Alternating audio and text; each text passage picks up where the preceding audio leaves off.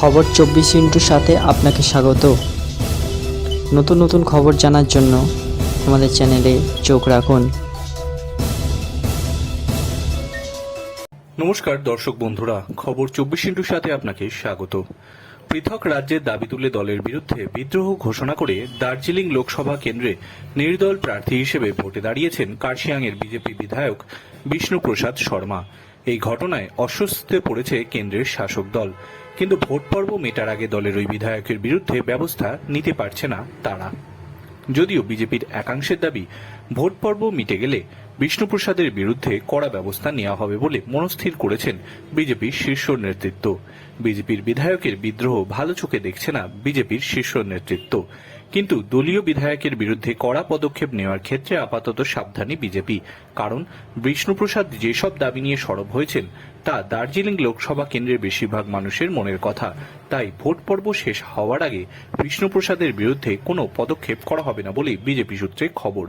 পৃথক রাজ্যের দাবির পাশাপাশি পাহাড়ের ভূমিপুত্রকে দার্জিলিং সাংসদ করার কথা জানিয়ে বিদ্রোহী হয়েছেন বিষ্ণুপ্রসাদ। পাহাড়ের মানুষের পৃথক গোর্খাল্যান্ডের দাবি দীর্ঘদিনের। নির্দল হিসেবে মনোনয়ন জমা দিয়ে নিজের সেই দাবির কথাই তুলে ধরে প্রচার শুরু করেছেন পদ্মের বিধায়ক। সঙ্গে বলেছেন 2021 সালে বিধানসভা নির্বাচনে তাকে পৃথক গোর্খাল্যান্ড দেওয়ার আশ্বাস দিয়েই ভোটে দাঁড় করানো হয়েছিল, কিন্তু 3 বছর কেটে গেলেও সেই দাবি নিয়ে বিজেপি কোনো উচ্চবাচ্য করছে না। কিন্তু আলাদা গোর্খাল্যান্ডের আশ্বাস দিয়ে 2019 সাল থেকে লাগাতার 3বার দার্জিলিং আসন গোর্খাদের সমর্থনে জিতে এসেছে বিজেপি। প্রতিবারই বহিরাগত প্রার্থীদের সাংসদ হিসেবে পাচ্ছেন পাহাড়বাসী, কখনো যশপত সিং, কখনো সুরেন্দ্র সিং আলুওয়ালিয়া, কখনো রাজু বিস্তাকে টিকিট দিয়ে দার্জিলিং থেকে সাংসদ সদস্য করেছে বিজেপি। এমনই সব অভিযোগ তুলে নির্দল প্রার্থী হিসেবে ভোট চাইছেন বিষ্ণুপ্রসাদ। এই পরিস্থিতিতে তার বিরুদ্ধে কোনো কড়া পদক্ষেপ নিতে চাইছে না বিজেপি।